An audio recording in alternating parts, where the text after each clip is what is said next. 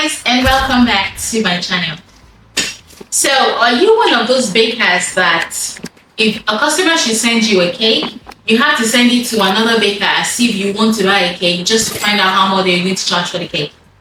If you're one of those, today in this video, I'm going to give you the confidence you need to be able to charge for your cakes. So that if the cost price of the cake is 50 euros and whatever you want to earn and every other thing after you've calculated is another 50 euros, that's 100 euros, you will have the confidence to charge your customer 100 euros when the cake is 100 euros. Do you understand what I mean? So this video basically is to teach you guys how to have the confidence to charge for your cakes. So welcome to my channel. If this is your first time on this channel, you are welcome. If this is not, thank you for coming back. Anyway, so without wasting your time, right? Let's get into it.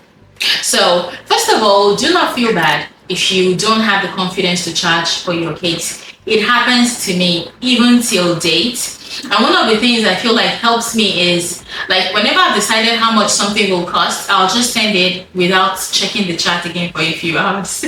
I know, it's cowardly, right? I know. Sometimes when you calculate the cost of a cake and you look at the price, you're scared, will the customer be able to pay? And that's because you're thinking, if I were the customer, would I be able to pay for this cake? Luckily for you today, I'm here to give you tips and tricks that helps me to charge for my work, to charge what the cake actually costs with confidence without being afraid. Awesome. Okay, so let's get into it. The first and the most important thing for you to know when you want to charge a cake for a cake is the cost price of the cake, which means you've done your costing. Yeah, this is not a cake pricing video. I think I have several videos on this channel, like where I'm teaching you guys how I price my cakes. Yeah. So for your cakes, you need to first of all know what the cost price is for ingredients, for everything, for overhead, for the cost of labor, how much profit you want to make on that cake. Basically, like if you decide to calculate everything, you should be able to come to a price that you can give your customer because that is what it actually costs, without trying to, shortchange yourself because you're afraid the customer will run away and not pay, right? So it's important, number one, and the most important thing is for you to know the actual cost of that cake. Make sure you're not underpricing your cakes. Make sure you're not, okay, maybe you've calculated everything it will cost and now it is 200 and you're thinking, oh God, this customer might run away, let me give them 180. I know this works because I've done it. I do it too. And the thing is, you have to find the confidence to be able to price for your cakes. Otherwise, you continually shortchange yourself and you'll be pricing with emotions and you can't do business with emotions. And if you do, you really will not get anywhere. So the most important thing, number one, is cake pricing. Make sure you know the price of the cake, the cost price from the price of ingredients and everything, the price of overhead and the price of labor, and also the profit you want to make for your business. Because your business needs to make profit as high the cost of labor so that you will be able to, scale the business and, be able to survive the terrain, the economic terrain you're in, basically. So number one, know the cost price. Number two, you need to know your value. And when I say value, I mean you need to assess all of the work you do, all of the work you put into your cake. Number one, if you want to write it down, you can write down 12 different steps for making one single cake. Do you know how much work that is? If, let's say, for example, if you worked in an office and this is all the work they told you to do, and you spent, let's say, 5 hours out of the day doing it, and let's say, for example, you earn 15 euros an hour, how much is that?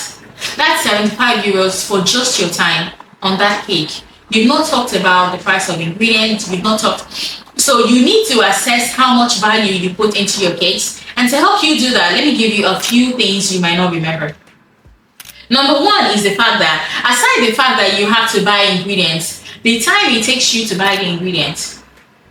If you're going to order it online, I'm sure it takes you some time to, decide which one you want to order, what you need for this and what you need for that, and put them together and place an order before it gets delivered.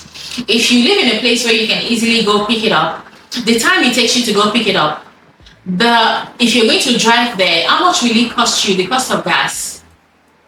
How much wear and tear over time does it put on your vehicle? If you're a full-time baker and you have to drive somewhere to and fro separately, maybe to the cake decorating store or something, Over time, that's basically where you go. And yes, your car will be breaking down. So, and then aside that, let's think about not just, I'm talking about the things, not like baking and decorating, the things outside of it that you do that you might not even remember you do. Number 3 is if you make pre-cut toppers. Do you know how much time it takes to make pre-cut toppers? To put on your cakes. And you know, when customers see this page here, they feel like it's pretty, they like it, it's wonderful, it's glorious. How much time does it take you, aside from the time to decorate, to bake the cake, and to basically put a beautiful, wonderful, good tasting cake together? So if you think about it, you're putting a lot of value into your work. So you have to first know how much value you're putting into this work and be able to calculate that properly to be able to know that, oh, this is how many hours I spent on this cake and this is how much I charge per hour. So you need to know your cost price and you need to know how much value you put in your cakes. And another thing I want to point out is if you're one of those people that, like, for example, yeah, if a customer orders a cake on my website and they pay 150 euros, when I'm making the cake and it's taking, I'm not just going to make the cake and feel like, okay, I've gotten to this point, you're like, they paid 150 euros, so, but the work I'm about to do is more than 150 euros, so I'm not going to do it. No, that's not the kind of person I am. And I know for most bakers, that's not who you are. You want your cake to look great, you want customers to be pleased and happy, you want them to come back, you want them to refer their friends. I'm going to go above and beyond. That's value, that's added value that wasn't even paid for. So when you're thinking about how much value you give your customers, you need to think about all of those things that you do that they might not even know you've done extra on their cake that they've paid for. It's okay. So in summary, number 1, know your cost price. Number 2, know your value. Know the value you bring to the work you do, right? So number 3 is market research. So in the beginning of this video, I talked about, you know, those people that will send you a message with maybe their husband's phone to find out, oh, I want to buy this cake, how much is this cake? Just to know how much you will charge for it, so they can charge that. I find that very foolish. I sound foolish. I think it is very distasteful and really cowardly, if you ask me, because number 1, you don't have the same amount of skills as that other baker. I know bakers are sending messages, and I know this message is not coming from this person. It's coming from the baker that lives with them because they want to know how much you will charge. Your skills and my skills are not the same thing, right? If I'm going to charge 150 euros for a cake based on my skills, and your skills are higher or lesser, and you want to charge the same 150 euros, you're cheating yourself. Whether your skills are higher or lesser, you're cheating yourself. And this is the reason why I think you're cheating yourself, because if your skills are lesser, the customer will run away because they look at your page and see the cakes you make and you want to charge 150. Seriously? There's a reason I didn't go to her. And if your skills are higher and then you still want to charge 150, you're going to be getting a lot of orders and you work yourself to the bone for very little money. I don't know if you get what I'm trying to say. When you can be charging higher and be making more money, right? The truth is, if you're a baker, you can't really be a billionaire or a millionaire kind of thing because it is hard labor, it is hard physical labor. But then you want to make sure you properly charge your value and charge based on your skills. So that leads me to number 4. Number 1 is know your cost price. Number 2 is know the value you bring. Number 3 is market research. Okay, so when I talk about market research, right, I'm talking about find out what other bakers are charging, because you don't want to charge way above that. Most people will not patronize you. Yes, you still find your customers because money is not an issue to a lot of people. Yeah. Yes, you might not be able to afford to spend 200 on a cake, but for somebody to spend 500 on that same cake, you don't see that as a big deal. They have a lot of it. Yeah. So you want to find out what other bakers are charging, right? Those are charging beneath what you are charging. Those are charging above what you're charging. And then assess the skills they have and assess the skills you have and be honest with yourself. If you're not honest, you're just going to, be shooting yourself in the leg in the long run. If you're not very skilled and somebody is charging 150 and you want to go charge 150 too, those customers will not buy from you, except those that do not mind. Some people do not mind, and some people do not even know the other baker, so that works as well. So you need to be honest with yourself and assess your skills, and also do market research to know what others are charging, so you can know where your range will be. I don't know if you understand. Even if you don't know how to price your cakes, yeah, knowing what others are charging will help you know what your range will be, yeah. And in order not to be, annoying and disrespectful and be sneaking around like a rat, yeah, it's important that there's some bakers that have websites. Yeah, no, most bakers won't just give you their prices on a platter of gold. I know that, yeah. But there are bakers that have websites. You can go on there and check. You don't even need to ask them directly. You can go on there and check several ones and be able to compare prices. If you think your prices are too low for the skills you have, then up it a little. If you think your prices are too high for the skills you have, be honest. Because at the end of the day, it's going to blow back on you. If you're being honest or if you're being dishonest with yourself, it's going to blow back on you at the end of the day. So you have to do market research to know where you want to place your price, and also you have to assess your skills. Anyways, you have to be honest with yourself, like I said. Assess your skills and assess the skills of the people around you. If you live in a place where maybe you live in a small town where people are not so skilled, and like maybe you're the most skilled person there, awesome, wonderful for you. You can be able to, decide like how high do prices go on a certain thing, because let's be honest, this business is like if you make novelty cakes, they can't get it anywhere else. So whatever the price you say it is what it is. Even if it's a higher price and people around there feel like, oh, this is a little too much. If you stick, let me be honest with you, if you stick to that price, that's one thing I found, right? A few people will order, but those few people will pay your price and it will be worth your time.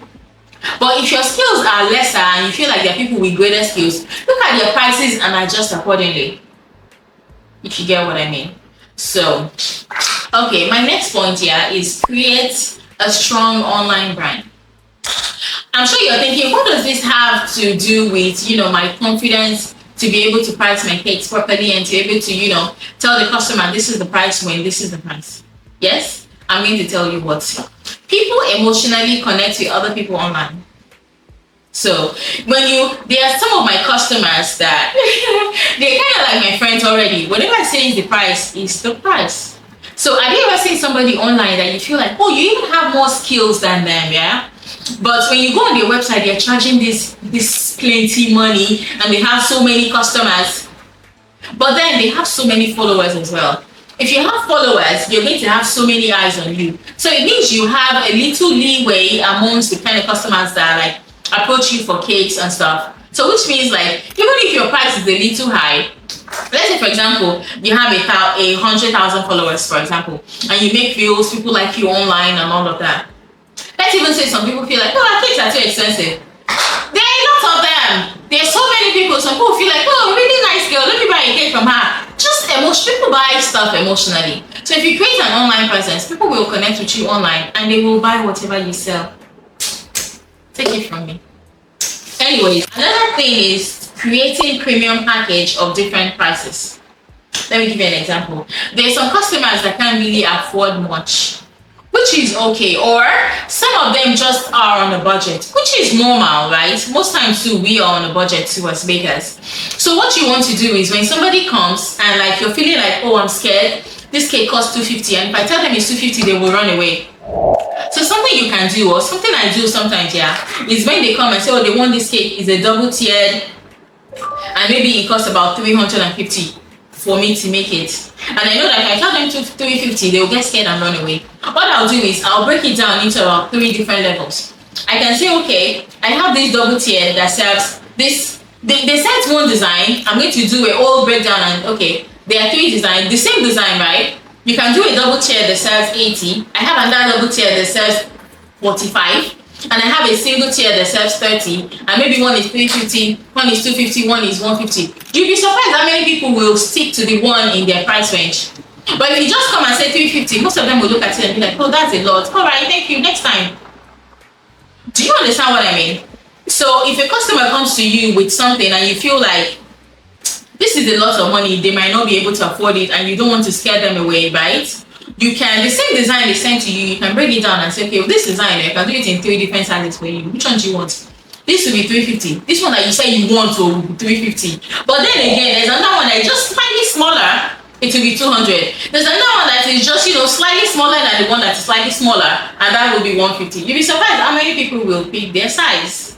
You get what I mean? So that way you get to be able to return your customer, and customers love you because it's great customer service. They can see that like you broke down the prices for them and stuff. So speaking of not being able to afford it, the last and final one, yeah, is the fact that I feel like most of us look at others, we look at maybe their pages and feel like, oh, this person has 150 followers. Oh, but they must not have a lot of money. I swear to God, those are the richest. Most times. So you're afraid that maybe if you tell them 350, they can't afford it. And I want you to know that that fear is based on the fact that you can't afford it. If you get what I mean.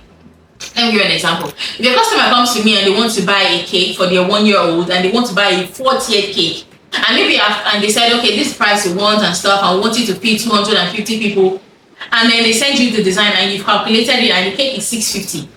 You're thinking in your head that, God, if I tell them 650, will they buy? Oh God, 650 for a first birthday cake. Yes, it is a lot. You don't know their pockets. You don't know how much they have. You don't know that they might even be willing to spend up to 1,000. Some people, money is not an issue. And it's kind of hard for me to be able to, sometimes, to be able to like remove myself from the situation and not give my customers price based on my emotions. Because I feel like maybe they'll run away, or maybe I wouldn't pay 450 for a birthday that's for my 1-year-old. But that's me. I'm not them.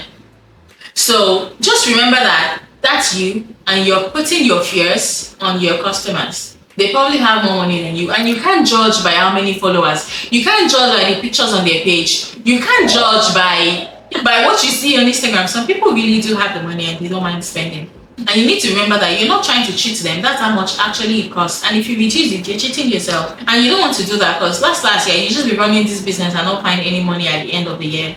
And that's not what you want. So remember that you're not your customer. You can't afford it does not mean they can afford it. And if you're too scared, sometimes when I'm too scared, I told you guys what I do is I break it down and say, oh, this cake is 650. But if you downsize and do it in 3 tiers, it will be 500. If you downsize even more and do it in 2 tiers, it will be so amount. You'll be surprised. Some of them will say, okay, no, I want the 650 one.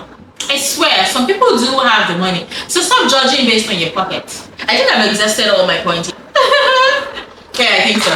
So if you have any questions or you want to have anything to add, I would really appreciate if you guys leave it in the comment for me, because comments are really great for these videos to do well. Thank you guys for always watching my videos, and if you have any questions, you can just leave it for me in the comments. Thank you guys, and I hope you enjoyed this one, because I really enjoyed making it for you guys. And I will see you in my next video. Bye!